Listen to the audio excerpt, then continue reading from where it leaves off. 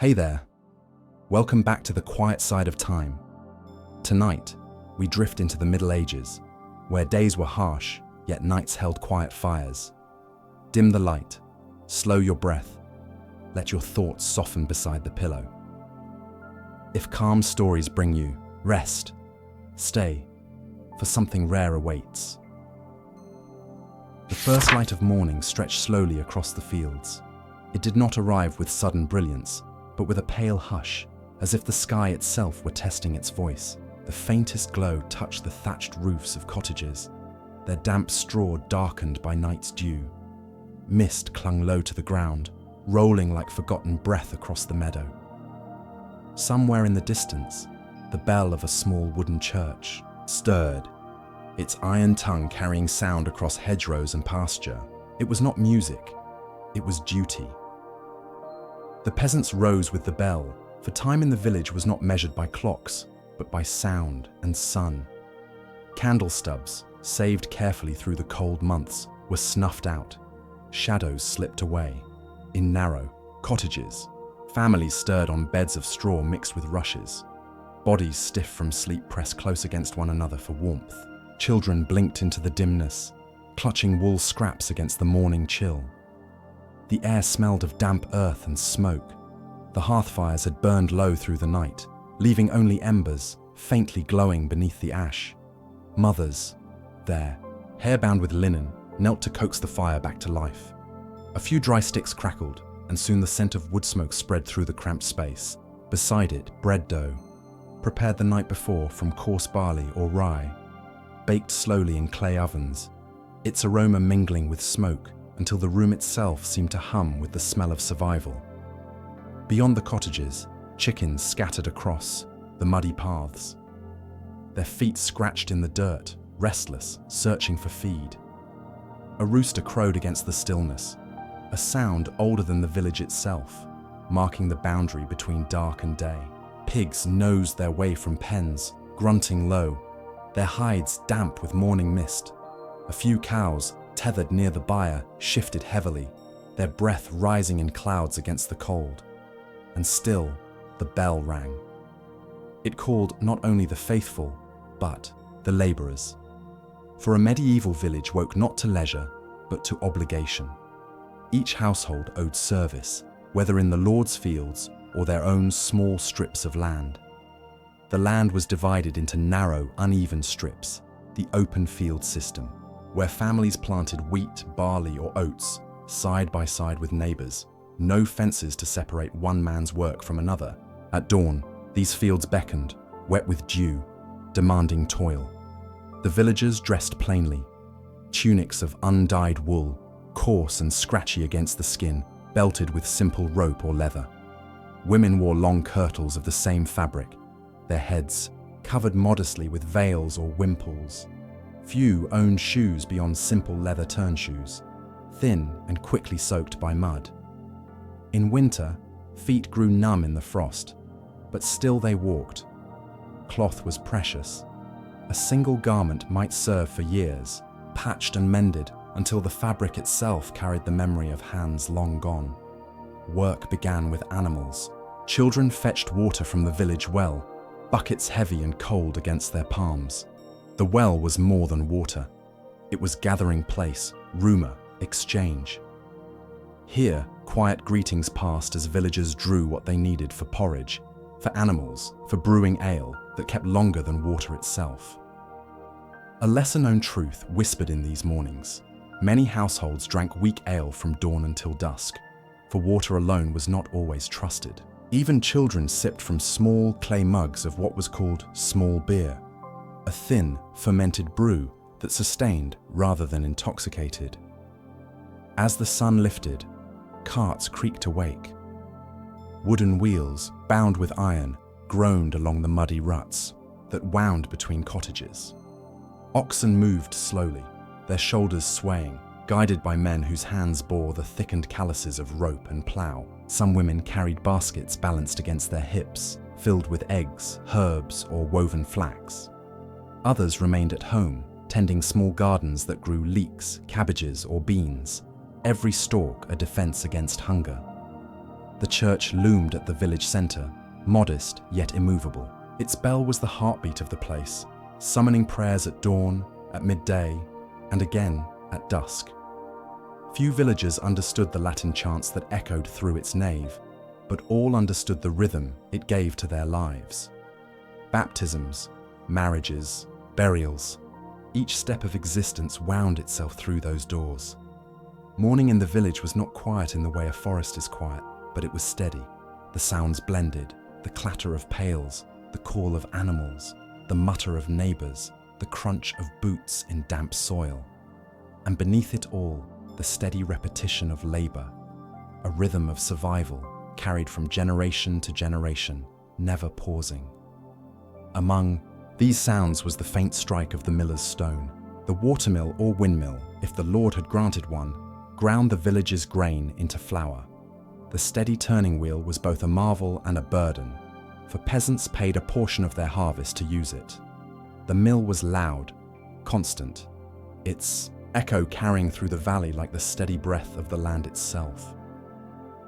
It was in these small details that the shape of medieval dawn emerged. Each movement, whether pulling weeds from a furrow, patching a leaking roof of reeds, or lifting hens into coops, held its place in the woven fabric of necessity. There was no pause. To pause was to risk hunger, and hunger was a visitor, never far from any door. Yet even here, moments of gentleness lingered. A child's laugh as a puppy tumbled in the dust. The soft murmur of a lullaby, sung by a mother as she wrapped an infant close against her chest while stirring the pot. The brief stillness of two neighbors sharing bread, speaking softly before parting for the fields. Life was harsh, yes, but it was not without small warmths. The sun climbed slowly, casting long shadows behind the cottages. The mist began to lift, leaving the thatched roofs glistening faintly. Birds stirred in the hedgerows, their wings scattering drops of dew. The smell of fresh bread drifted into the lanes, mingling with the sharper tang of manure. The village was awake, fully awake now, its pulse tied to the rising of the light. And so, the day began, with no fanfare, no sudden start, but with the unending turning of the wheel of necessity. The peasants bent their backs to the fields. The bell grew silent, but its echo remained in the rhythm of their work. Smoke drifted upward from hearths, slowly thinning into the morning air. Carts rolled outward, oxen moving at their patient pace. Dogs padded along the lanes, sniffing, watchful. The village had stirred from its fragile rest into a day that promised no less labor than the one before. And in the stillness between moments, there remained the soft breath of dawn, lingering just beyond the fields, fading slowly into the heat of day. The morning grew brighter, and with it came the weight of the fields. There was no question of whether the work would be done, only when and how much strength the body could yield before the sun faded again. In the medieval village, labor was not an interruption in life, it was life. Every day, every season, bound tightly to the soil beneath their feet. Hands blistered quickly upon the wooden shafts of plows. The wood was rough, carved by hand, polished only by years of touch. Blisters thickened into calluses, and calluses cracked again with each season. The work was repetitive, slow, unrelenting, yet it was steady, like the steady beating of a heart. Oxen pulled the heavy frames through the fields. They moved slowly, shoulders bowed, their thick hides slick with sweat even in cool weather. A simple yoke pressed into their necks, distributing the weight of wood and earth alike. The plough, tipped with iron if fortune allowed, split the soil open into narrow furrows. If iron was too costly, the plough remained wood alone, lighter but less enduring, requiring more effort, more passes, more hours. The earth clung to ankles as men walked behind, step by step. The soil of northern Europe was heavy, damp, clay-rich. In some lands, a light plough sufficed, scratching the topsoil in sandy regions. But here, in the heart of medieval villages, the earth demanded the heavy plough, the karuka. Its long iron blade turned the soil deeply, drawing furrows wide enough to drain water and make planting possible. Yet to use it required oxen, strong and patient, and peasants who could share the cost together. The field stretched outward in long, open strips. No hedges, no fences, only markers left by stones or by memory. Families did not own great square fields of their own, but instead worked narrow ribbons of land scattered among their neighbors' strips. It was an old system, the open field system, designed so that risk was shared. If one strip failed, another might yield, and so peasants worked side by side, often close enough to hear the grunt of another's ox, the rasp of another's cough. The rhythm of work was dictated by season. In spring, fields were ploughed and sown with barley, oats, peas, or beans. In autumn, wheat was planted, the seeds scattered by hand in slow, sweeping motions, the gesture repeated until arms ached. In summer, the great work of harvesting demanded every hand. Scythes and sickles gleamed in the sun, cutting stalks low, laying them in sheaves, bound and stacked high. In winter, the fields rested, but the peasants did not. Hedges needed repair, tools needed mending. Wood had to be cut and carried for fires. Little was wasted. Children carried bundles of sticks, gleaning fallen grains from the field after the harvest, gathering anything that might fill a stomach in leaner months. Women bent close to the ground, weeding between rows, their skirts brushing the damp earth. Even the elderly found tasks, spinning wool, tending smaller animals, watching infants while mothers labored. Each life was tied into the cycle, each body a necessary part of the whole. And yet, for all the hardship, there was rhythm, a deep, slow rhythm that matched the pace of the oxen, the turn of the plough, the swing of the scythe. The hours were swallowed not in bursts, but in the long, continuous thread of labor. Work blurred into prayer, prayer into silence, silence into the weight of bodies moving endlessly forward. One lesser-known detail lingered here, quiet but telling. The peasants measured their land not by acres as we think of them today, but by how much a team of oxen could plough in a single day. This unit was called a virgate in some regions, or a carrocata elsewhere. Land was not abstract, not numbered on a map. It was measured in sweat, in the strength of beasts, in the exhaustion of the human body. To say one held a virgate was to say one could work until one's muscles burned and still have only just managed. Food came from this labor, yet it was rarely abundant. Bread formed the center of diet, made from coarse grains like rye or barley, darker and denser than the loaves. We imagine today, sometimes peas were ground into the mix, sometimes oats. Wheat, the whitest and softest grain, was rare and precious, reserved for feasts or for the tables of lords. A day's work in the field might earn little more than enough bread to survive. Another day of the same work, ale, weak and thin, washed down the meals. Cheese, onions and beans filled the gaps. Meat was a rarity, tasted more often in dreams than at table. Yet still the fields demanded labor, labor that rarely seemed to repay itself fully. The weight of work was more than physical. It was time itself. The day stretched long, and though bells marked the hours, the peasants marked them in furrows completed, in baskets filled, in animals fed. Morning bled into noon, noon into dusk, until the body knew no separation between one day and the next, and yet there were pauses, small, brief moments of stillness. A worker leaning on his plough to wipe sweat from his brow, staring across the horizon where fields met sky. A woman pausing to straighten her back, brushing hair from her face, breathing in the scent of earth, and wildflowers drifting at the field's edge. Children chasing each other briefly among the furrows, laughter rising before being hushed again by stern voices. These were not breaks, not truly, but small sips of breath, stolen from the endless tide of labor. By mid-afternoon, the sun pressed hard against their shoulders. Shadows shortened, and sweat darkened woolen tunics. Hands ached, backs stiffened, knees buckled. Still, the oxen pressed forward, slow as breath itself, patient in their unhurried way. The peasants matched their pace, one step at a time, ploughing forward, always forward. The work was not glorious. It left no monuments, no songs, no carvings in stone. Yet it sustained the very world. Kings and lords, castles and cathedrals, all of it rested on the unseen labor of the fields. Without the peasants, without the weight of their work, there would have been no Middle Ages at all. As dusk approached, the fields did not look finished.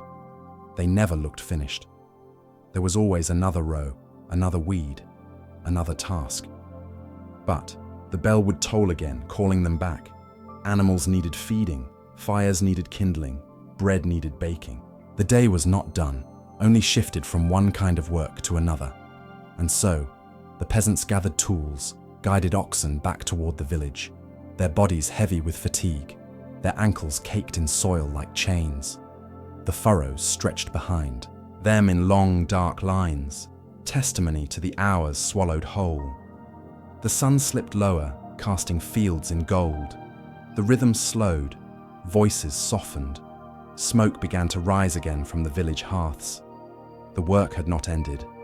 It never ended, but it paused, just long enough to breathe. And in that pause, the weight of the day lingered, heavy, patient, unresolved. Stone walls stood high above the village. They were not the vast fortresses of kings, but the manors of lords, solid, square, built to last through seasons of rain and wind.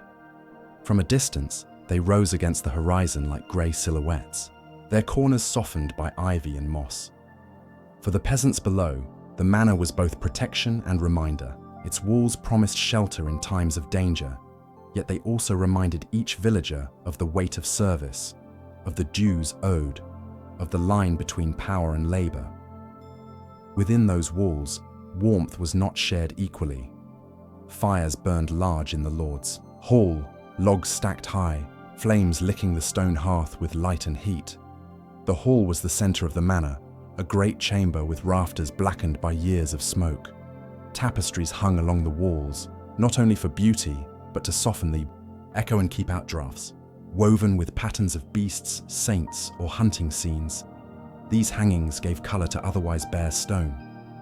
At long trestle tables, servants moved quietly, laying trenchers, thick slabs of stale bread, before the higher seats. Upon them, meat smoked, mutton, pork, sometimes venison if the lord had hunted well. The scent was rich, heavy, filling the air in a way that rarely touched the cottages below. Herbs from the manor garden, sage, thyme, parsley, flavoured the stews, masking the salt that preserved meat through winter. Servants bowed low as they poured wine or ale into gold and silver cups. These cups caught the torchlight, glimmering like small suns in the dimness of the hall. For the lords and ladies, dining was not merely about nourishment, but display, a chance to show wealth, to remind guests and retainers of status. The cups gleamed, while lower retainers and servants drank from pewter or wooden mugs. Their place in the order of things made clear in every vessel, every seat, every bite. The manor was not silent. Laughter carried from the high table, where the lord sat with his family and favoured guests. Jests were shared, songs sometimes sung by minstrels who strummed harps or plucked viols at the edge of the room. Stories of hunting, of alliances, of courtly news reached eager ears. Yet beneath the laughter, silence held among those who served.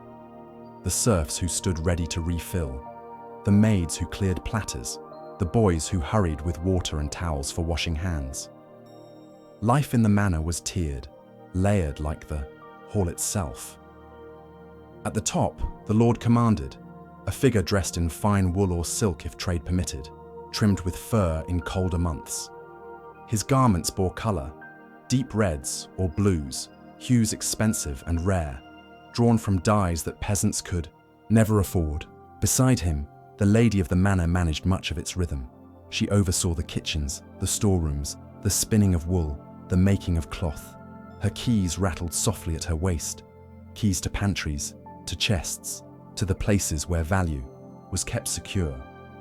Below them were the stewards, bailiffs, and reeves. They spoke with authority over the fields and rents, collecting dues from the peasants, ensuring that grain filled the manor's granary and that oxen were accounted for at ploughing time.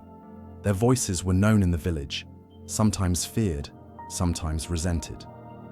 And beneath them, the household servants, cooks, maids, stable hands, and shepherds. Some were free, hired for wages. Others were bound to the land, their service owed as part of their station. The manor's stone walls contained more than halls. There were kitchens, often separate buildings to reduce the risk of fire. Smoke curled constantly from their chimneys, where cooks turned spits over flames, their hands red with heat, their aprons stained with grease. There were storerooms, cool and dim, lined with sacks of grain, barrels of ale, salted fish, and dried beans. There was the solar, a private chamber where the lord and lady might withdraw, warmed by smaller fires, their floors strewn with rushes and herbs to sweeten the air. In winter, these fires mattered most. Peasants outside huddled by smaller hearths, their cottages leaking cold through every crack. But inside the manor, warmth was commanded. Logs from the lord's forest filled the hearth. Candles of beeswax burned cleaner than the tallow candles peasants used, their flames bright, their scent sweetened with honey. The manor glowed, a small island of light in a sea of darkness. And yet, even here, life was not free from burden. The lords bore responsibility to defend their lands, to provide protection in times of conflict, to maintain order. They were bound by ties of fealty to greater lords, to kings. Their wealth came at a cost: service in war, counsel in court, endless obligations that mirrored, in higher circles, the very demands they placed upon their peasants. One lesser-known truth nestled quietly within these halls. Meals were often shared not only by humans, but by animals as well. Dogs, lean and restless, roamed the great hall, snapping at bones tossed beneath the table. In some manors, even hawks perched upon their masters' wrists during supper, symbols of status as much as tools for hunting. The hall was not a place of order alone, but of mingling noise, barking, laughter, the scrape of knives, the hum of conversation, all beneath the flickering glow of torches, and always the silence below. For each voice raised in laughter at the high table, a dozen mouths worked quietly in the shadows, eating scraps, watching carefully, waiting for the nod of dismissal. The manor lived on contrast, abundance above, scarcity below, warmth in one chamber, draught in another, gold in one hand, wood in another. As evening deepened, the manor did not sleep as the village did. The hall might echo with songs, with dancing steps upon the rushes, with the clinking of cups refilled again. Yet outside its walls, the village sank into darkness, cottages hushed, fires burning low. The manor stood apart, lit against the night, like a beacon, its laughter drifting faintly into the cold air beyond the walls. But even here, the night came, slow and steady. Torches burned low, shadows lengthened, minstrels put aside their instruments. Servants cleared the tables, gathering trenchers to feed the manor's dogs or the pigs beyond the kitchen. Guests withdrew, some to chambers, others to travel by. Moonlight, if roads were safe. The hall grew quieter, the fire lower. The gold cups were emptied, polished, returned to chests, and the stone walls, which had held warmth for only a few, returned to silence once again. Outside, the fields lay waiting, the peasants sleeping lightly, the oxen shifting in their stalls. The manor stood above them still, its presence steady, its echo lingering. The laughter had faded, but the silence remained, carrying itself outward, into the night, unresolved, waiting. The square began to stir long before the sun climbed fully into the sky. It was not grand like the markets of London, Paris, or Bruges. It was smaller, humbler, bound to the rhythm of a village or town, yet still alive with movement. The cobbled, ground or beaten earth, depending on the place, carried the sound of cartwheels rattling over stones. Merchants set out their goods beneath makeshift awnings of cloth, stretched upon wooden poles. Soon the air grew thick with scent, both sharp and sweet, both welcoming and sour. Fish glistened upon wooden boards, laid carefully for sale. Their scales caught the morning light, shimmering faintly even as their freshness waned. Salted herring from the coast, a staple of medieval diets, shared space with freshwater eels and trout caught from nearby rivers. The smell was strong, cutting through the air, mingling with the damp earth of the square.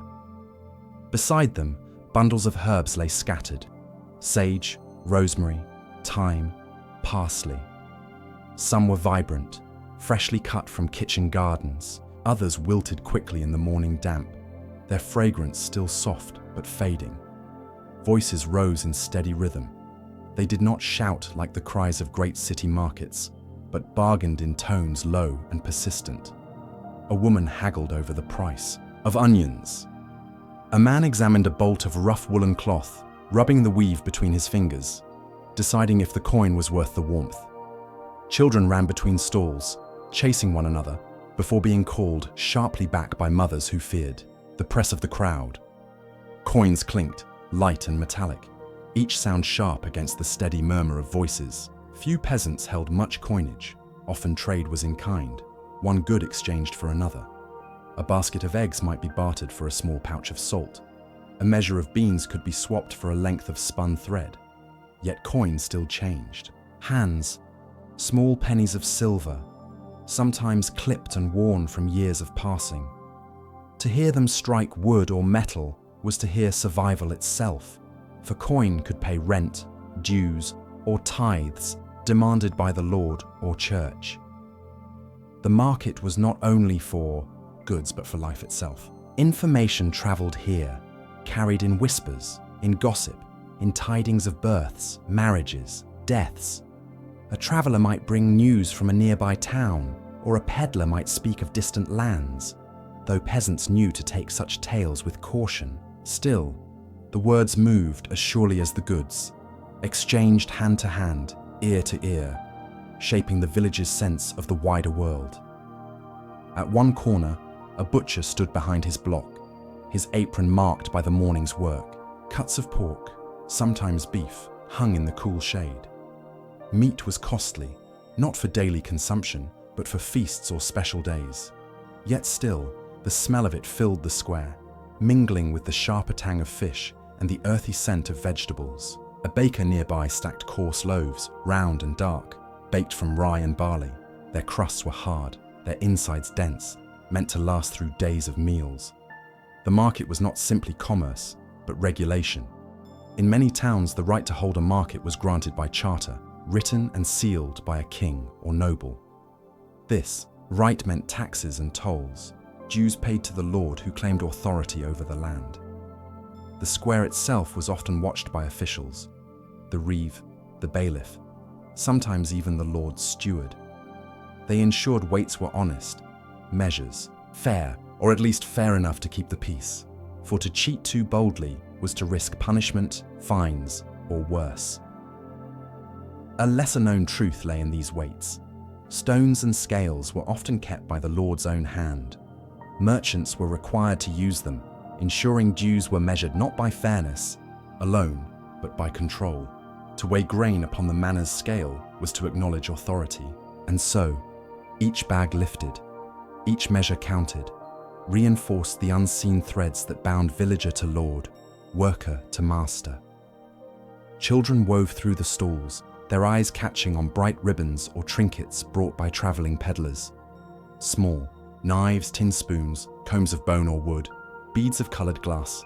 These objects, humble yet strange, shimmered with possibility in the dimness of the market. For many, these were the only glimpses of distant trade, small echoes of a world far beyond the village fields.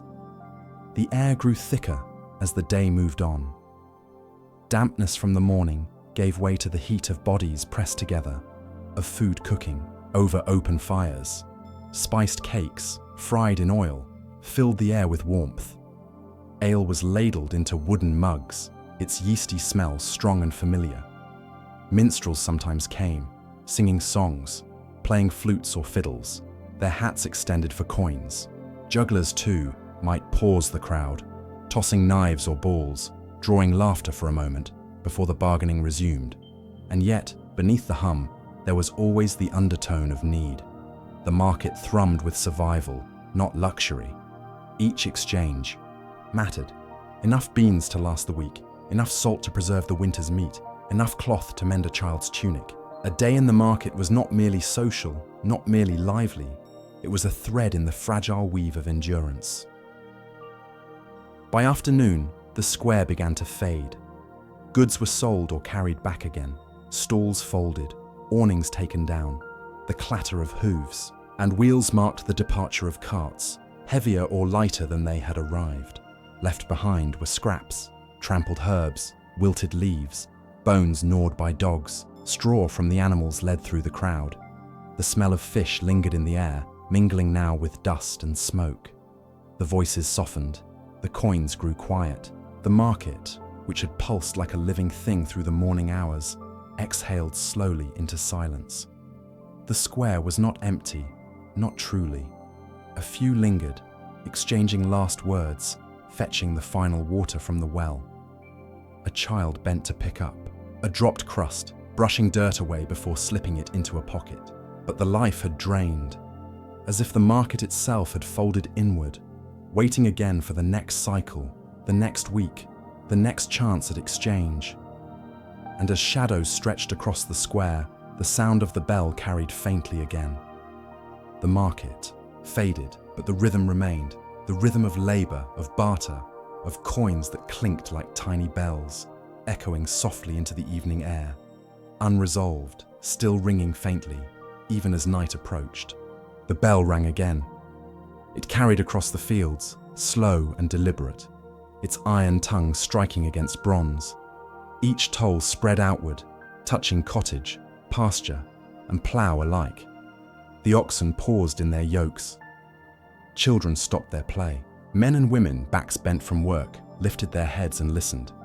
In the Middle Ages, the sound of the bell was not background. It was command, it was rhythm, it was the voice of time itself.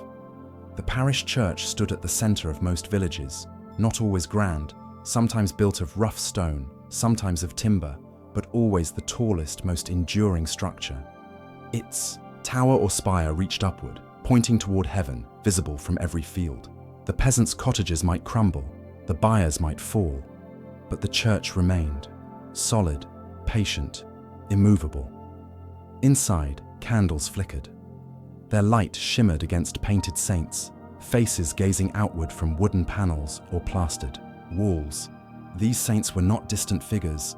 They were companions, guardians, intercessors. Villagers prayed before them as they might confide in a trusted neighbor, whispering petitions for health, for rain, for protection against illness and loss. The flicker of flame cast the painted eyes in motion so that they seemed alive, watching, listening. The air carried incense, sharp and heavy, mingling with the wax. It clung to the stone, to the very garments of the priest, whose vestments shone with color against the dimness. Gold thread caught the light. Blue, green, and red cloth glowed faintly, colors rare in a world of browns and greys. Latin words filled the nave, prayers chanted in a language few villagers understood, yet all felt. The sound of it mattered more than the meaning. It was music, rhythm, a bridge to heaven. The priest spoke on behalf of the people, standing between earth and God. For many, the words were half feared, half revered, carrying both mystery and authority. Peasants knelt on rush-strewn floors, their hands folded, their eyes lifted. Hope and fear knelt side by side. Hope for mercy, for salvation, for forgiveness. Fear of sin, of damnation, of a world beyond this one that loomed larger than the daily toil of the fields. The church was not separate from life. It shaped life, wrapped it in ritual. Baptism at birth, confession through life, last rites before death. No step existed outside its walls. The calendar itself bent to the church. Sundays marked rest, though rest was relative, for animals still required care. Holy days punctuated the year, feasts of saints, Christmas, Easter, Corpus Christi. On these days, the rhythm of labor slowed, and the village gathered not only in prayer, but in festival, sharing food, dance, and play. The church was both solemn and celebratory, binding together the sacred and the ordinary. Tithes were collected here too. 1/10 of a household's produce, owed to God and his church, whether in coin, grain, or livestock. For the poor, this was heavy, another weight upon shoulders already bent with labor. Yet it was expected, demanded, part of the order of things. To refuse was not simply to defy a man, but to risk one's soul. The church bell marked more than prayer. It rang for births, its chime celebrating new life brought into the community. It tolled for marriages, summoning neighbors to witness unions that tied families together. And it rang slow and mournful for death, its echo carrying across the fields, reminding all who heard of their own mortality, their own fragile place in the cycle. In the Middle Ages, death was near, never distant, and the church spoke of it often. Memento mori, remember, you must die. Yet within these walls, there was also beauty. Stained glass, where a parish could afford it, shone with colours that peasants rarely saw elsewhere in their lives. Deep crimson, sapphire blue, emerald green. The light poured through like fragments of heaven itself, casting coloured patterns across worn stone floors. These windows told stories of scripture, of saints, of miracles. For those who could not read, they were books of light, lessons painted in glass. A lesser-known detail lingered here. In many parishes, rood screens, carved wooden barriers, separated the nave where peasants stood from the chancel, where the priest performed the Mass. Above, a great crucifix, sometimes flanked by statues of Mary and John, looked down upon the congregation. To cross this boundary was unthinkable for most. It reminded all of their place, their distance from the mysteries of the altar. The priest, alone approached, lifting the bread, lifting the chalice, words in Latin binding heaven and earth together for a fleeting moment. Confession offered a quieter ritual. In small, dim spaces, peasants whispered sins to their priest. Anger, dishonesty, neglect. Nothing was too small, for each fault weighed upon the soul. The absolution offered was a balm, yet it carried penance. Prayers repeated, fasts endured, sometimes tasks assigned. Forgiveness was given, but never without cost. And outside, the churchyard carried its own story. Graves lay in rows, marked with simple wooden crosses or stones. The ground was hallowed, sacred, binding the dead as closely to the church as the living. Families visited, prayed, left flowers or herbs. The presence of the dead reminded the living of continuity, that the church held them not only in life, but in death and beyond. Music filled the space, not daily, but often enough to linger in memory. Plainsong, or Gregorian chant, rose in tones smooth and flowing, without rhythm as we think of it, but with a calm, eternal quality. The sound was slow, drawn out, stretching the moment into something larger than time itself. To hear it was to feel the air itself become prayer. The church was not merely a building. It was the axis of the medieval world. The peasant might live in a cottage of mud and timber, but his life orbited this stone center. Laws were spoken here, meetings held, fairs sometimes blessed before they began. It was both sanctuary and courtroom, both solace and burden. As evening fell, the candles burned lower. Their wax dripped slowly, pooling, hardening. Shadows stretched across the painted saints, their features dimmed, their eyes softened. The last prayers of the day rose upward, whispered in tired voices, folded hands trembling from cold or from reverence. The priest closed the doors, the heavy wood creaking shut. The bell was silent once more. Outside, the fields lay quiet. Tools set aside, animals settling into their stalls. The villagers returned to their homes, their hearts carrying both relief and fear.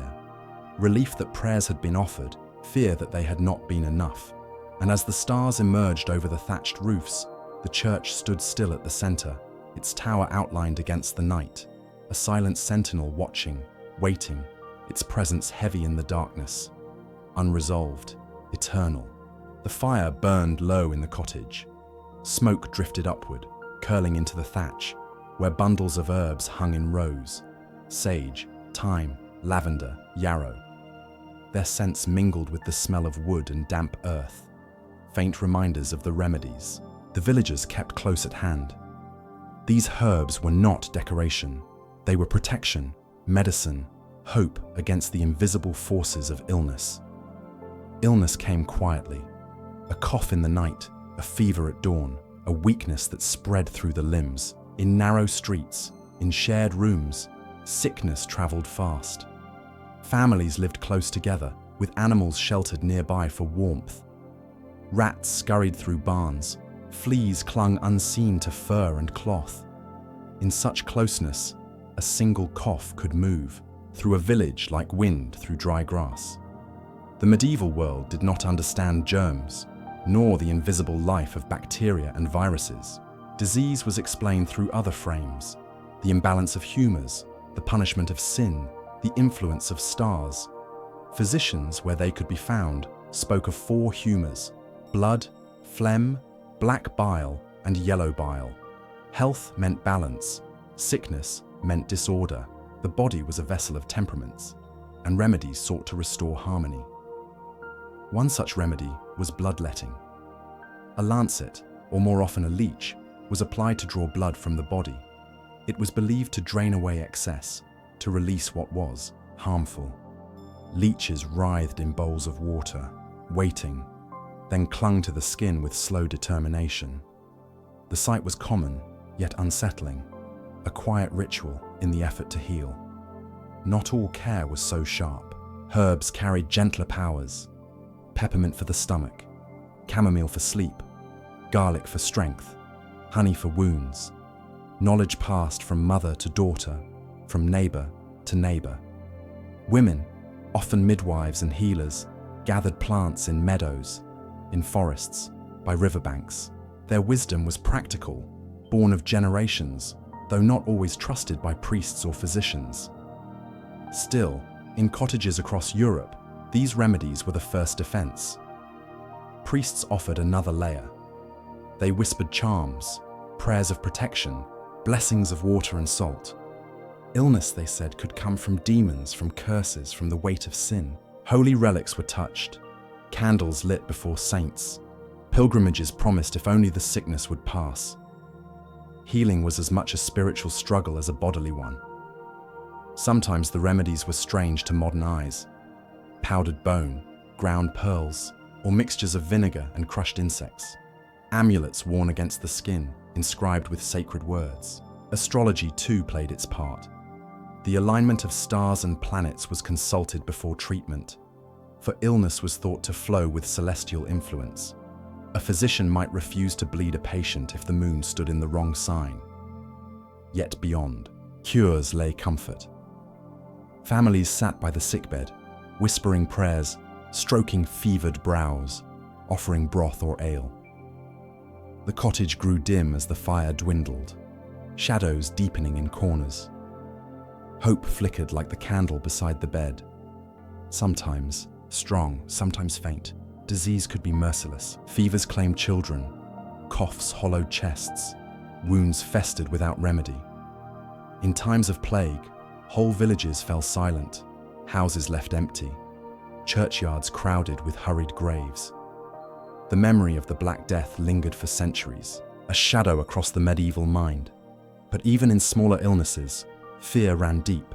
A simple sore throat might turn deadly. A small cut could end a life. Lesser-known remedies remind us of the creativity of the age. Bread soaked in wine was pressed against wounds, the alcohol within acting as a crude antiseptic. Spiderwebs were gathered to bind cuts, their fine threads thought to stem bleeding. The use of urine, too, appeared in diagnosis. Color and clarity examined as clues to health. Strange, yet sincere attempts to grasp the hidden workings of the body. Hospitals existed, though unlike modern ones. Many were run by monasteries, places of rest for the sick and weary. Care here was as much about the soul as the body. Monks and nuns tended the ill with food, warmth, and prayer. Clean sheets, herbs from cloister gardens, and the quiet order of psalms surrounded patients. Cures were uncertain, but compassion was steady. For childbirth, midwives carried knowledge both precious and perilous. They knew herbs to ease labor, oils to soothe, and prayers to murmur. Their role was vital, yet suspicion sometimes followed them, especially in times of crisis, when women healers could be accused of witchcraft. Still, life continued, babies were born, and the cycle pressed onward. At night, the sound of coughing echoed through timbered walls. Families huddled together, listening, fearing. Outside, owls called from the forest edge. Stars glimmered cold and distant. In the darkness, the fragility of life was stark, yet so was resilience. For even after sickness, fields had to be tilled, bread baked, animals tended. The rhythm of survival continued, fragile, yet enduring. The medieval healer's world was not divided between science and superstition, as ours often is. Remedies of earth, ritual, and prayer intertwined, forming a tapestry of belief and practice. To live in that time was to live with mystery. The unseen forces of the body, the spirit, and the cosmos bound together. And so, herbs continued to dry above smoky rafters. Their scents filled the air, mingling with smoke, mingling with hope. A child coughed in the night, a priest whispered a charm, a healer prepared a poultice. Outside, the village lay silent, shadows deepening in homes without answers. Unresolved, waiting. The road stretched out, pale beneath the early light. Mist curled low in the hollows, softening the edges of fields and woods. A pilgrim's staff struck the earth with slow, steady rhythm, while bare feet pressed against stones and soil already blistered from the long miles behind. The road was never gentle, yet it called, drawing men and women onward toward shrines, relics, and promises of grace. Travel in the Middle Ages was not a comfort, but a necessity. Pilgrims walked to atone, to give thanks, to seek healing for the sick left at home. Traders walked too, carrying bolts of cloth or baskets of grain. Messengers, soldiers, beggars, and wandering minstrels all shared the same winding paths that linked village to village, abbey to abbey, market town to market town. The road was the thread that stitched the patchwork of medieval life. For pilgrims, journeys could last weeks or even years. Some walked to Canterbury, where Thomas Becket's shrine drew the faithful. Others set their sights on Santiago de Compostela in Spain, or Rome, or even Jerusalem, though that was rare and perilous. They carried little, perhaps a pouch of bread, a flask for water, a blanket for cold nights. A wide-brimmed hat shaded the sun, and a scallop shell pinned to the cloak marked them as pilgrims, travelers under the sign of devotion. The road offered company, though not always comfort. Groups formed for safety, for no one wished to face the dangers alone. Forests loomed dark on the horizon, their shadows deep and watchful. Within them lurked wolves, but more feared were men, robbers who waited in silence, choosing their moment with patience. To walk the road was to carry not only hope but risk, each mile a reminder of both faith and fragility. At day's end, the weary turned to inns for rest. These inns were simple, often little more than timbered halls with straw on the floor. The air was thick with the smell of hay, sweat, and ale. Travelers lay close together, strangers pressed side by side, while a common fire crackled at the room's heart. Food was plain: bread, broth, sometimes cheese or salted meat. And ale was the drink most often poured, safer than the water of wells. In these inns, stories mingled as freely as the smoke. Merchants boasted of distant markets. Minstrels strummed their songs. Pilgrims recounted the saints they hoped to reach. The night carried murmurs, coughs, and snores, a tapestry of sound until silence finally returned. Along the road, monasteries offered another kind of shelter. Benedictine and Cistercian abbeys opened their doors to travelers, for hospitality was part of their rule. Within cloister walls, pilgrims found not luxury, but clean straw, bowls of porridge, and the soothing rhythm of psalms sung in the choir. For many, this was the gentlest comfort of the journey. Bread baked with care, water drawn fresh, and the calm presence of prayer. Yet the miles between such places were long. Days passed in step after step, through rain that soaked the cloak, through sun that burned the shoulders, feet blistered, cracked, and bled. Bandages of cloth wrapped tightly, yet the ache lingered. Still, the journey pressed onward. Faith lent its strength, but the body always bore the weight. A lesser-known companion on these roads was the professional guide, called a palmer or a leader of groups. Experienced travelers who had walked to holy sites before, they knew which paths were safe, which streams could be crossed, which villages welcomed strangers. For a few coins, they lent their knowledge, turning a dangerous pilgrimage into one with better odds of return. On market days, the road bustled more than usual. Farmers drove carts laden with grain or barrels of ale. Shepherds herded flocks along dusty tracks. Peddlers carried trays of pins, combs, and trinkets for sale. The air filled with the sound of hooves, wheels, voices calling. Then, just as quickly, the market ended and the road grew quiet again, lined only by hedgerows and the distant toll of a church bell. The seasons shaped the road as surely as stone. In winter, mud clung to boots and slowed the pace. Frost glittered at dawn, stiffening the earth beneath cold feet. In spring, flowers softened the edges of ditches, and birdsong accompanied the steps. Summer brought long days of heat, when dust rose with every stride. Autumn filled the air with the scent of smoke and fallen leaves, as fields emptied of their harvest. Each season brought hardship, but also its own quiet beauty. At night, the road lay hushed. Travelers huddled together at its edges, sleeping, beneath cloaks or finding shelter in barns where kind farmers gave leave. The stars above were bright, unclouded by smoke or glass, marking the slow passage of hours. Sometimes wolves howled in the distance. Sometimes only silence pressed in, vast and enveloping. A pilgrim would stir, glance toward the heavens, and then sink back into sleep, cradled by exhaustion.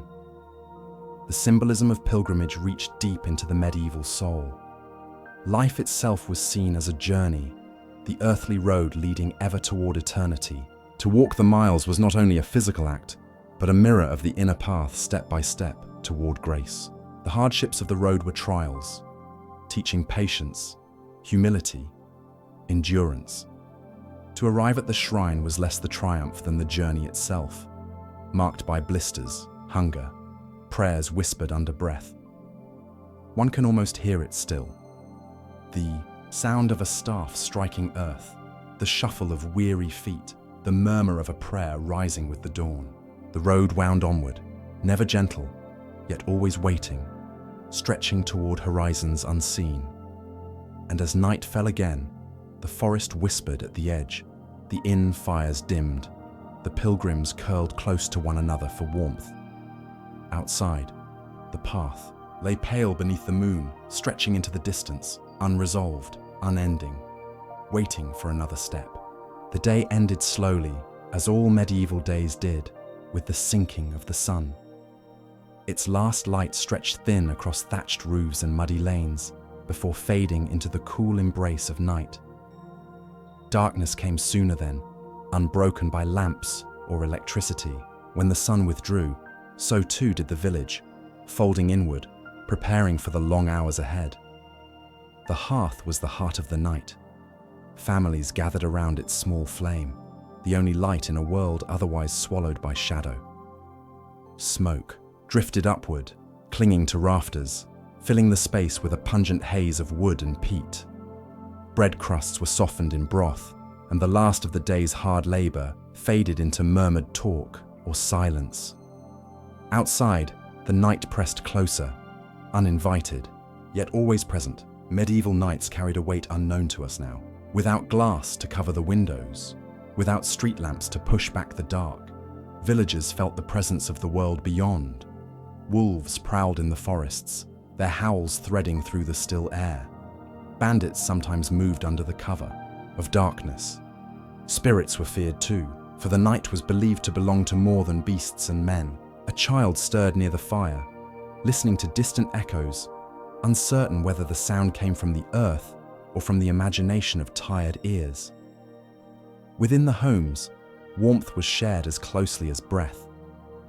Families slept together on straw mattresses, layered with woolen blankets if they were fortunate. Parents, children, and sometimes livestock all under the same roof, for the heat of bodies was stronger than any single flame.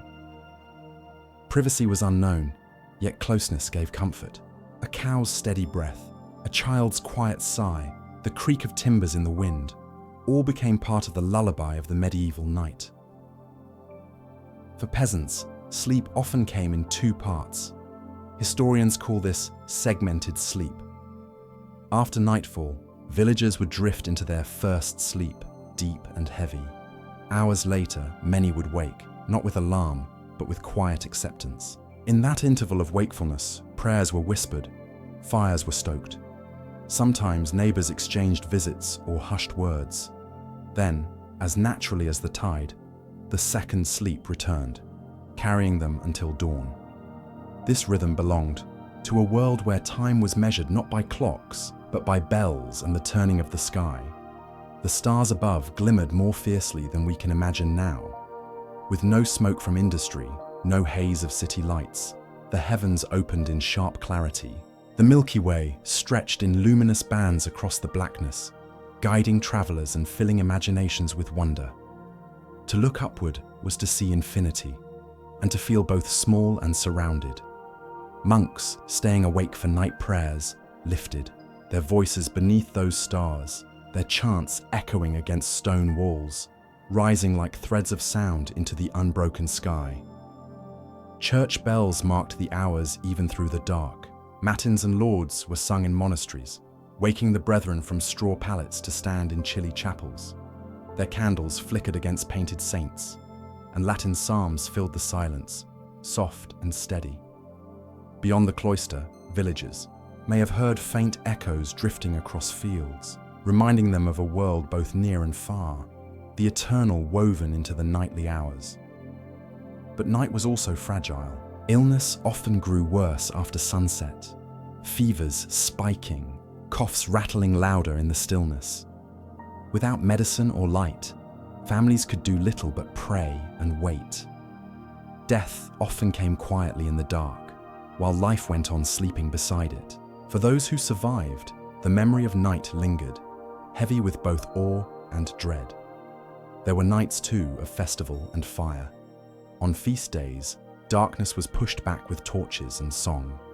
Villagers danced around bonfires, their shadows leaping. High against the fields, laughter mixing with drum beats. For a little while, fear of the dark gave way to celebration, and the night became a companion instead of a threat. Such moments were rare, but they brightened memory, carried into the long months of ordinary nights. Travelers knew the night differently. Still, pilgrims curled under hedges or within barns, their cloaks pulled tight against the chill. Merchants locked their carts in roadside inns, where straw beds and shared walls provided some sense of safety. Yet even inside, the night entered, through draughts, through snores, through the restless turning of strangers close at hand. Sleep came, but it was never certain, never wholly secure. In castles and manors, the night carried other tones. Within, stone walls, fires roared brighter, tapestries muffled the cold. Lords and ladies dined late, their halls lit by torches and candle chandeliers. Yet beyond their feasts, silence still crept. Guards patrolled the battlements, watching horizons lit only by moonlight. Even wealth could not banish the uncertainty of the medieval night. A lesser-known detail: night watchmen, sometimes called the town's rakers, moved through streets with lanterns, checking that fires were banked. doors secured, and peace maintained. They called out the hours, their voices thin against the vast silence. To hear the watchman was both comfort and reminder that danger lurked, and that someone, at least, remained awake. Slowly, the village surrendered itself as the fire sank to embers. A mother hummed to a restless child. An ox shifted in its stall. A man whispered a final paternoster, tracing the sign of the cross before closing his eyes. Outside, frost touched the grass, and the stars blazed on, untiring, eternal. Sleep in the Middle Ages was heavy, yet never safe. It was wrapped in warmth and faith, yet edged with fear. The night was a teacher, reminding each soul of its fragility, its dependence on others, its hope in something greater. To rest was to surrender, not fully knowing what the dawn might bring. And so, with the wolves howling faintly beyond the wooden fences, with families huddled close and fires dimming low, the village lay quiet. Time drifted slowly, as if the world itself were breathing. The stars pierced the sky without smoke or glass, watching over all. The night held them, and held its silence still unresolved. And so, our wandering through medieval days drifts to a close. The fields have quieted, the bells have faded, and the stars keep silent watch above. You have walked the muddy roads, felt the weight of work, and shared the heavy nights. Now, let rest carry you further still. May sleep take your hand and keep its secrets until morning's light.